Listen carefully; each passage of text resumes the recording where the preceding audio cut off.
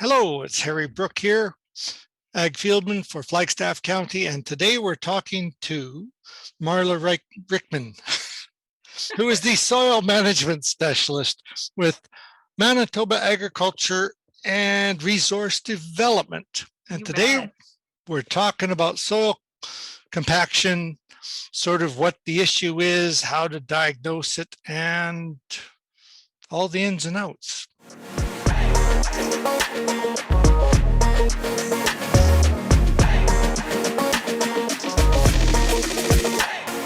You're listening to the official podcast of Flagstaff County. So let's start with, can you define what soil compaction actually is? Well, that's a good question. So soil compaction is essentially, the compaction of the soil, but what happens is when something travels over the soil, essentially, because quite often it's associated with, say, wheel traffic or equipment moving over the soil, you actually get a compression of the larger kind of air pockets of the soil. So you've got big pores and little pores that are all comprised within that soil structure.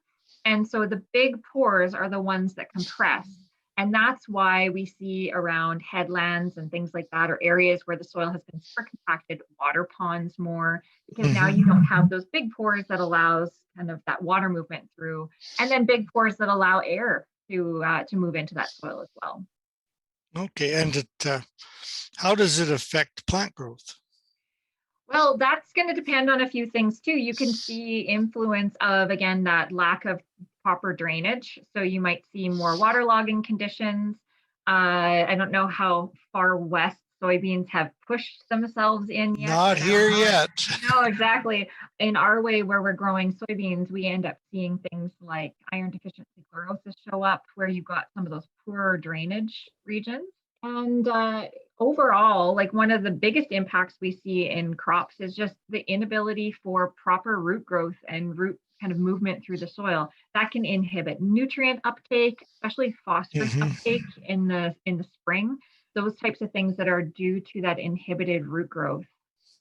Does the soil texture have anything to do with it? The soil texture does, because obviously some soils are kind of more at risk of compaction. We think about, say, clay soils compressing or compacting a bit more. Right. Sandy soils, however, can also be problematic, especially if we're talking about, I guess it depends a bit too on the type of production is on that sandy soil. So if you're growing potatoes on sandy soils, there's a lot of tillage and soil movement. You're losing that natural structure. And so there's more of that kind of compression that happens, which is often why we see things like subsoiling happening more often in potato land. Okay. But one thing I want to point out around the compaction and some of the linkages to soil texture is the linkage to soil moisture, because moisture is actually going to be one of those risk factors that goes along with texture when it comes to compaction. And that's because when we talk about soil being like dry enough to till, dry soil doesn't have the high risk of compaction, because as you know, the soil essentially is kind of set up on itself. It doesn't slide around the same way when something drives over it. When you have super saturated soils, when it's like full of water and you get big muddy ruts. Field capacity, yeah. Well, if you're oversaturated, then you might not have compaction either, because down below the water, essentially, if all of the big air pores are actually filled with water that's not drained out, it can help protect the soil from compaction. Okay. Even though you get this like big, ugly rut, it doesn't mean that things have been compressed below. But field compaction, like you just said, that is the high risk point, because now all of the big pores are filled with air. The little pores have water. The soil has been moistened enough that it can slide on each other. It has that more movement associated with it. And because all of the air pockets, the big pores, are filled with air, they can now be compressed. And so field capacity is actually where we see the highest risk of compaction, not when it's super dry and not when it's super saturated. There seems to be a lot of interest in certainly machinery companies in producing these new tools that can deal with your soil compaction issues. And I kind of wonder sort of how valuable are they or useful are they? How long do they give you a way of combating the problem? Are they a solution, or are they kind of like a Band-Aid? Well, if you're talking about like subsoiling And those Yeah. types of like deep tillage type equipment, I would refer to it more as a Band-Aid, because you may see a benefit. And there have been some research projects and things showing that there's some yield benefit to having loosened up the soil and broken up some of that deeper compaction through things like deep ripping or subsoiling. Hmm. The reality is, first of all, it's very expensive to pull that Yeah. equipment through the field. Fuel, yes. The fuel use is huge with those, and subsoilers are essentially the width of your tractor. So you've got a lot of time and labor associated with going up and down the entire field to try to break it up. And the problem is that that yield increase may not actually match the fuel use. Plus, lots of research, and we have some from Manitoba, we've got research from like all over the world. When you start looking into subsoiling, Hmm. most people who have done research into this say that you don't just do it. It's not a one and done type scenario. You don't do it once. You will continue to come back to it because the soil will recompact. And it recompacts because we travel over it again. Right. And so if you're going to do that, the Band-Aid solution, rip it and try to kind of open things up again. But if you don't avoid compaction after having done that, you're just going to keep causing it over and over and over again. And so the reality is compaction is a difficult topic. It's a difficult conversation to have, because we have to spend more time working on how to avoid it than how to fix it after the fact. What about using things like tillage radish? Good question. So plants can push into tight soils to some degree. And taproot plants like a tillage radish, or even like canola, essentially, are crops in our rotation that have those tap roots, essentially can press into the soil with a bit more force. But there's still going to be limits as to what it can do. And in general, roots they're a bit lazy. They're going to find the easiest way through a situation. And so what happens is, quite often you see roots growing on a plane, roots growing somewhere where it's like flat, there's been a crack left behind. And so then they grow into that crack and they really exploit it because they can grow there. Right. So when you're digging, you see this kind of flat area that's just covered in roots, and they're not growing and exploring the soil, they're growing in flat spaces. I've seen tillage radish do the exact same thing, where it's hit down to a plow layer that it couldn't press through and grown out straight across to where it can. So, tillage radish and other taproot type species can be very beneficial because they have the ability to press a little harder. But essentially, like canola is doing the same thing. What about alfalfa? Alfalfa, yeah. Well, and alfalfa can be great too. Like the thing with growing cover crops or anything like that, if we've got tillage in the mix, we break up all the work that they've essentially done in creating those biopores or the spaces or holes down to depth that allow for new roots to grow into or for water to flow through. So alfalfa can also do a lot of great things because it's a deep-rooted plant and it's a perennial. And so we're leaving the land essentially to rest for a little bit, right? We're not tilling it. We're not, I shouldn't say we're not traveling over it, because that's another thing I should get to. I have also, however, seen soils that are naturally dense, not man-made density, but they have natural, like clays, hill or clays, something that's really, really tight down below, where the alfalfa has not grown into it. I've seen alfalfa that roots 2 feet deep, and that's it. When you think of alfalfa as rooting like 15, 16 feet or something. And it's only grown 2 feet because at that 2 foot mark, there was something that was impenetrable and it couldn't grow through. My other comment though about alfalfa is that some of the most compacted soils I've ever been on have been old alfalfa hayfields. Oh, okay.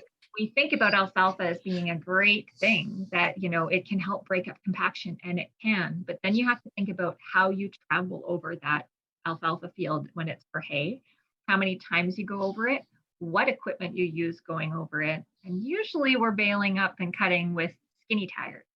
We're not necessarily going out with flotation, right? Like we're not thinking about stretching the weight of the equipment out the way that we do when we're talking about duals on the tractor, when we're seeding and thinking about combine and the weight of that equipment. We can do some bad damage as well when we're traveling in moist summer conditions over the alfalfa field too. So, alfalfa can do a great thing, especially putting those perennials into a rotation with annual crops. Mhm. So keeping them in for a couple of years, taking them out, going back to annuals, all of that can be good for general soil health building that can help to decrease some of that impact of compaction.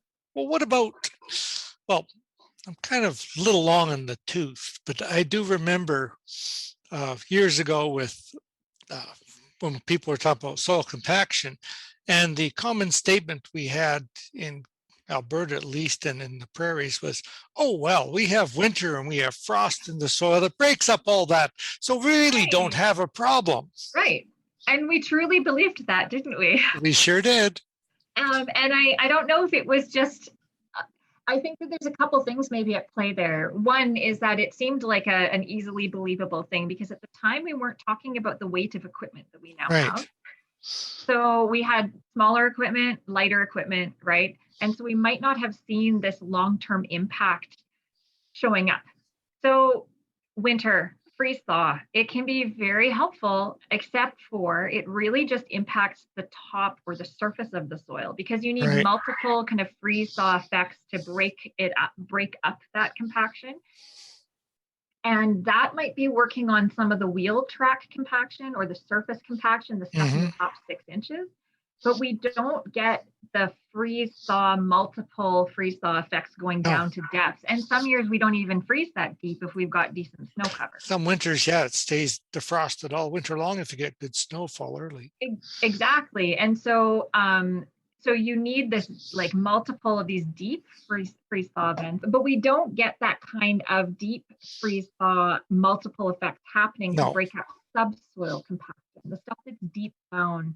And so wetting and drying actually has been shown to be more effective if Okay. you have a clay soil that shrinks and swells. That's So a if you solenitic soil, isn't it? well, it's vertisolic soils that get those big cracks. Now, solenitic soils are a totally different problem too, on top of that, with that high sodium. Maybe we won't go there with that one. Yeah.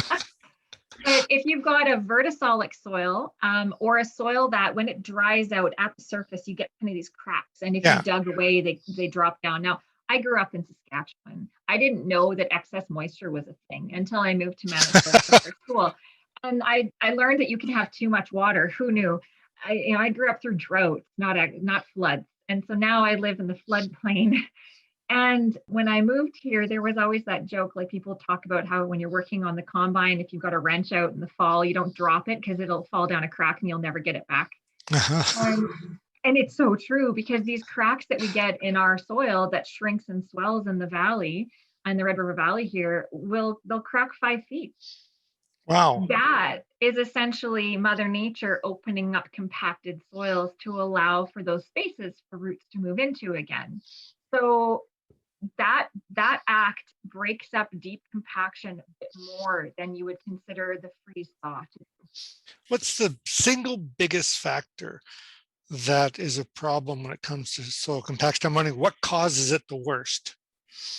Oh, I mean, people can get into the tracks and tires debate all they want. Uh-huh. But ultimately it is axle load that is going to be our biggest downfall. That's what I would say. Hmm. So, tires and tracks impact really only the top 6 to 8 inches of the Okay. soil. Yeah. And so that is that surface stuff that to some degree it'll break up a little bit more naturally, maybe with some of that freeze thaw effect. And you Mhm. might not see a long-term effect in yield and crop growth due to that, the same if you kind of make changes into the future.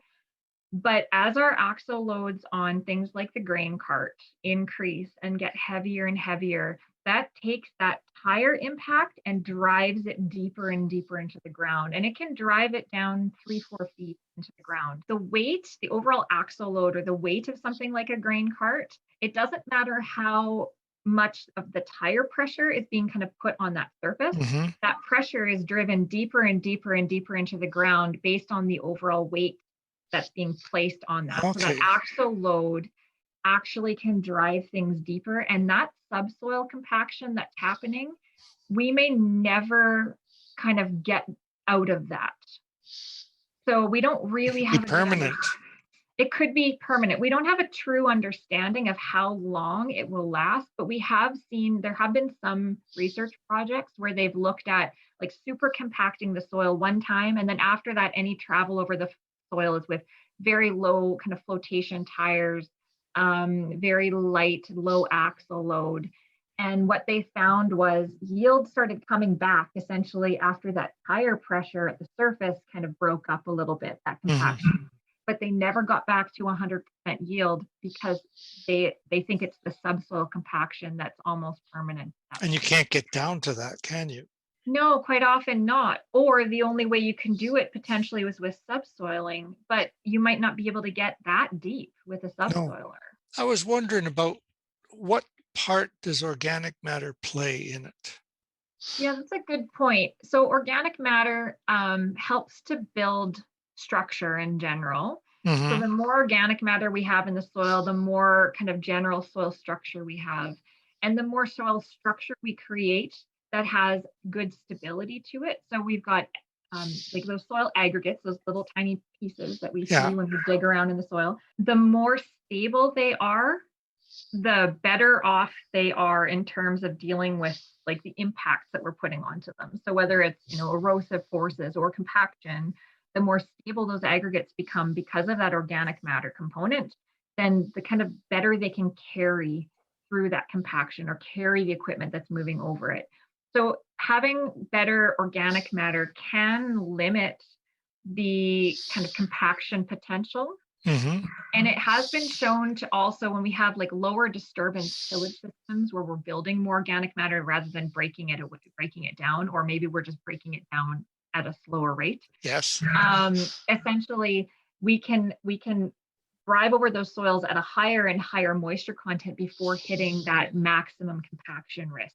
Okay. So it does give us a bit more flexibility in terms of having a slightly less compactable soil. If you can put it that way. So that I was sort of thinking that you could almost say then that the organic matter, the higher the organic matter, the more buffering or the more flexibility your soil has as far as management for compaction. Yeah, and I mean, it's all within limits, right? Oh, yeah. Like, there's only so much that we can expect that organic matter to do for us. And it does take time to build that level of organic matter as well. But the reality is that when we're making planning decisions around our cropping rotations, our cropping systems in general, that if we're working on building for long-term sustainability, we're building organic matter, we're building, soil structure, we're all kind of moving on the right path towards being able to maybe have slightly less impact on the soil when we're traveling over it. But a part of that is also then limiting our compaction on that soil as well, and our actual that footprint essentially that we're putting on the soil.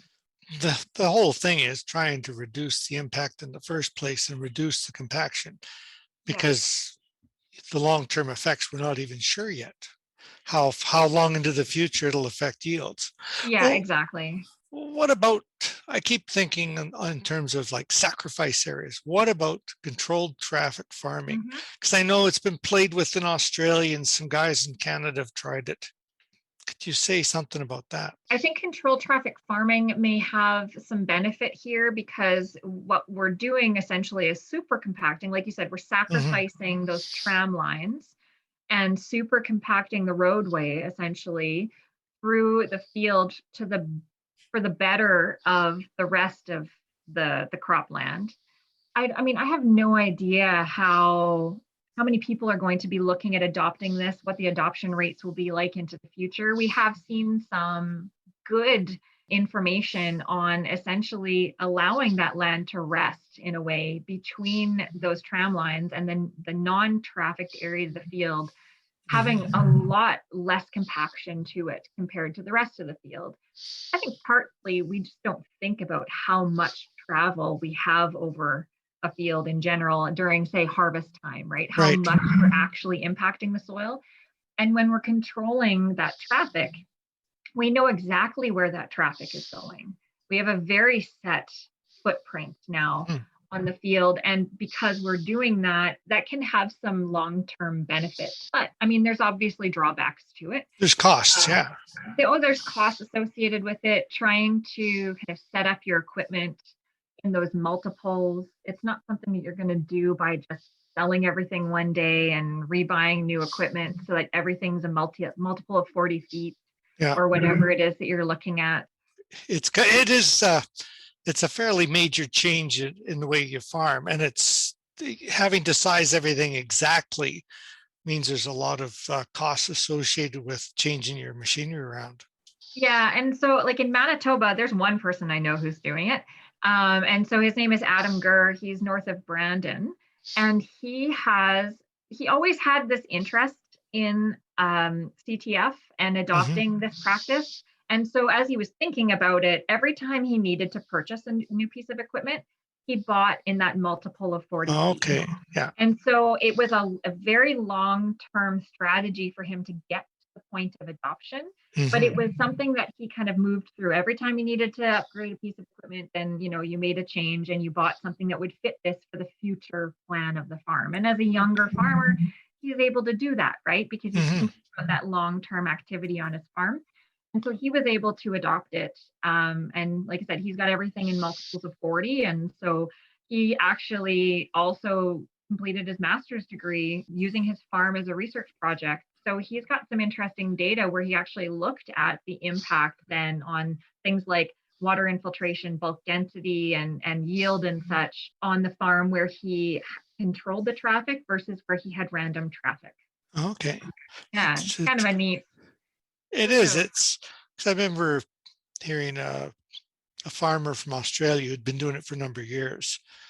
But it seemed like in his case, he was just finding a more efficient way to mine the organic matter.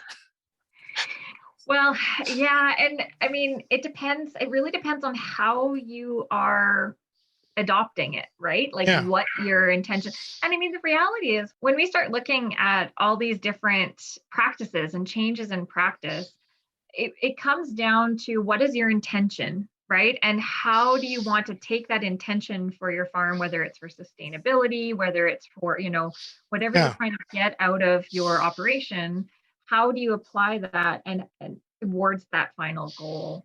And this is one of the things, I know we were talking about this earlier, compaction as something that you're bringing forward towards a final goal is a difficult thing to talk about because it doesn't just mean I'm going to change this practice. I'm going to make more in more yield this year and make more money, or I'm going to subsoil. I'm going to fix all the problems and I'm going to make more money next year at higher yielding crops. Right. So it's one of those difficult things to consider, difficult kind of long-term sustainable practice type scenarios. And those ones are hard because it's about making a commitment towards something that you're not necessarily going to realize an economic gain from in the short term. Well, and I think part of it, it seems to me, is that compaction is one issue, but if you've got problems with yield, there's usually more factors than just the compaction that's influencing it. And so it becomes almost you have to do a systems approach or try and identify other factors that are also causing the problem. Yeah, and identifying the factor is a difficult one, like diagnosing the problem, right? And being able to diagnose a problem like compaction can be difficult because it's a problem that's underground. You never see it. You don't see it. Although wheel track compaction, you know where it is. If you've ever taken an aerial photo of a field that has any kind of wheel track compaction during the summer, you know exactly where the tracks from the last fall's harvest were. You know where the grain went, right? You can see that, and it is a really good visual. How to turn that into a yield loss is kind of sometimes more difficult to actually interpret it to what it actually means in a financial sense. But there is a visual there. But even so, like deep subsoil compaction, you're not necessarily seeing that along with that wheel track. And so how do we actually, diagnose that and know what's going on and know how to then make a change and assume that you're going to get rid of it? Right.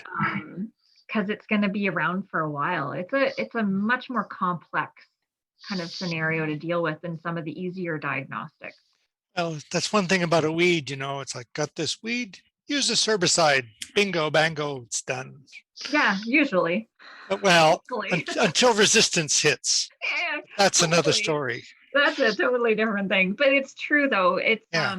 It is there is kind of a more kind of a faster, I don't know what the word I'm looking for is, but you realize the potential of the activity immediately, right? Yeah. You can We're, see something change in other words, you're really saying that fast. trying to reduce the problem of compaction is more of a faith-based activity. Actually, yeah. And it's hard because every year is a little different. Yep. And I often talk. So my dad, he drives a grain cart in his retirement, and he often says to me things like, "Oh, well, the guy that I've been working for is, I think he's pretty happy. I know where to be, and I know what I'm doing, and it's good to it's hard to Mhm. find a good grain cart operator." And harvest is a stressful time too, right? And so you don't want to be thinking about changing up your management of equipment moving across the field in the middle of harvest. And so I often say to my dad, I'm like, what would make you a really good grain cart operator is if you brought forward the idea of having a discussion on where you're going to travel across the field to limit compaction. Right. And so there's a lot of people involved in that harvest, that whole thing. Yeah. So having everybody on board, but like simple things like making sure that the grain cart is always traveling up the old tracks of the combine from the row previous, and sticking to those tracks after the combine's unloaded to get back to the headlands, and then travel the headlands back to the approach. Instead of cutting across country. Yeah, and I mean, but it's more time. It takes a bit more time to do that. But those little things can have a big impact when you look at that field. And if you could imagine looking at those aerial images and only seeing the straight tracks across the field where the crop is impacted and not seeing the ones where they're going crisscross everywhere, like just that little thing could have a big impact in the end in decreasing some of that overall footprint on that the equipment ends up feeling on the soil or putting on the soil. It's an interesting topic, most because there's a lot of interest in it, and there's not a lot of recipes out there, right? No. We've got this problem, use A, B, and C. Yeah. Whereas it's a case, ideally avoid it, but I see farms getting bigger and the machinery's getting bigger. The axle loads are getting higher. So it's only going to get worse. It Yeah. seems. And I mean, and it's trying to put all those things together. We're limited in time. Like you said, the farms get bigger, we're limited in time. And so getting larger makes things more efficient. And I don't know where that is gonna, the tipping point becomes, right? When are we going to hit that point where the realization that getting larger for efficiency of time and labor is actually going to be less efficient in terms of long-term soil management and sustainability? Right. But I mean, the grain cart can get bigger as long as there's multiple axles to carry that load, right? So it's about designing that equipment such that the overall weight of that equipment or that axle load and that pressure that's being put on the soil is kind of alleviated. We already have technologies now towards tires and decreasing some of that overall impact of tires. The tire technology has gone a long way. Now, not everybody has that kind of adoption of tire technology. It's expensive technology. Again, where do you realize the benefit of adopting expensive tire technology to alleviate the potential for tire compaction, right? Yeah. When we're kind of budgeting for things, we're not going to think about that as an automatic thing that we need to budget for. But those types of technologies are there. And as we start seeing things get bigger and heavier and continue to get bigger and heavier, we just need to be able to alleviate some of that by adding additional axles to try to spread that weight out a little bit more. And that in itself could help and go a long way. Well, I was just thinking, suddenly we're moving towards automation. Yes. So maybe automation might be a partial answer, that where you'd have them programmed not to waste any time, any space, and just go on the same tracks. Yeah, I often think about automation too. Like, this is definitely not an area that I know a lot about, but I think in general, because I deal in soil management, like you said before, soil management is there's never one set answer to anything. Right. There's always like the big recipe, and trying to figure out what works on one farm might not work on another. Mhm. But automation also, because the time efficiency changes, right? So it's not about my time as an operator, a farmer's time sitting behind behind the wheel. Wheel, Now yeah. that's factored in. And so will automation allow things to get smaller again? Well, that is another area that is really interesting. And actually, I am talking to Joy Agnew, who's with Okay. Smart Farm and Olds in Yeah. about 5 weeks from now. So Okay. I look forward to talking to her. But thank you so much, Marla. I've really Oh, I appreciated appreciate this it. talk. This was really interesting. It's certainly it's something topical that seems to be coming to the forefront. Yeah, it's a difficult topic. It's Yeah, one that people are really interested in. It doesn't have easy solutions, but I think the more we talk about it, the more we start coming up with different ideas and ways that we could make a little impact. And yeah. just that little change on our impact could maybe go a long way over the long term.